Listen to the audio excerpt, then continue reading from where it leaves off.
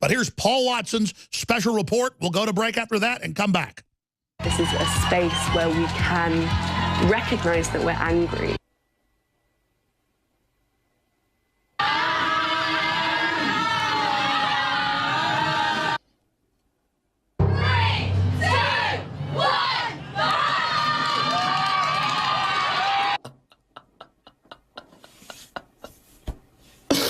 Oh my God. We want to destroy the Conservative government. We want to bring down the patriarchy. So the first rule of Feminist Fight Club is talk about Feminist Fight Club. I mean, isn't it awful how all these bigots stereotype feminists as being fat, angry, ugly misfits? God only knows where they get that idea from. Before the fight, I always think about how angry I am. I think about the man that catcalled me on the street. I'm sure you get catcalled all the time, love. My name is Phoebe Beatty Ferguson, and I founded FemFeral. We fight each other as a mode of resistance to try and channel our energies and our rage. So you've got a triple-barreled name and you go to a prestigious London university. Yeah, you don't sound very oppressed to me. You sound like another privileged, entitled, inherited wealth snowflake. Let me do a little mansplaining about real feminism. Real feminism is risking arrest and torture for removing your hijab in public. Real feminism is marching in the streets against a theocratic tyranny. Real feminism is strapping on a machine gun to kick some ISIS ass. You, rolling around in a basement in your sweaty underpants while screaming incoherently, that's not real feminism. When you feel like empowered by the numbers, actually, like, yeah, it feels like you can go out and smash them or something. Now, like, forgive me for being, like, frank, but, like, the only thing you should be smashing is the Weight Watchers weekly meal plan. I have experienced, like, moments of a lot of, like, suppression and repression. Or not moments, but, like, a lifetime of that, actually. That they have been oppressed and are very oppressed. Really? A lifetime of oppression? You?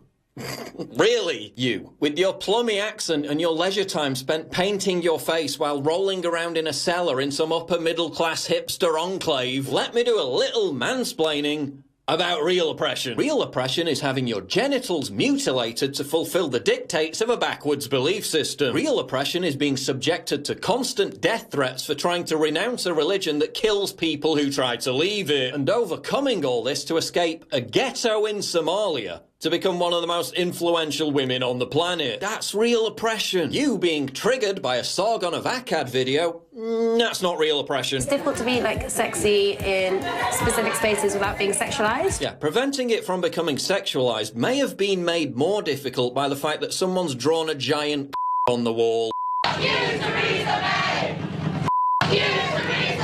Now, I'm no fan of Theresa May, but if she wants to get re-elected, this should be going in her campaign ad. So you want to fight the patriarchy by removing Britain's first female Prime Minister in 2 decades and replacing her with a man from a party that in its entire history of existence has never had a female leader. A party that organises political meetings where women are segregated to appease an actual patriarchal belief system. That's how you're going to bring down the patriarchy. Somewhere in there we hear a muddled argument about drawing attention to domestic violence, even though every study shows that lesbians are statistically far more likely to be violent than heterosexual couples. Not that I'm saying any of them are lesbians. I mean, is it any wonder that just 7% of people in the UK identify as feminists, when even members of Vice's hardcore audience is saying it's cringy?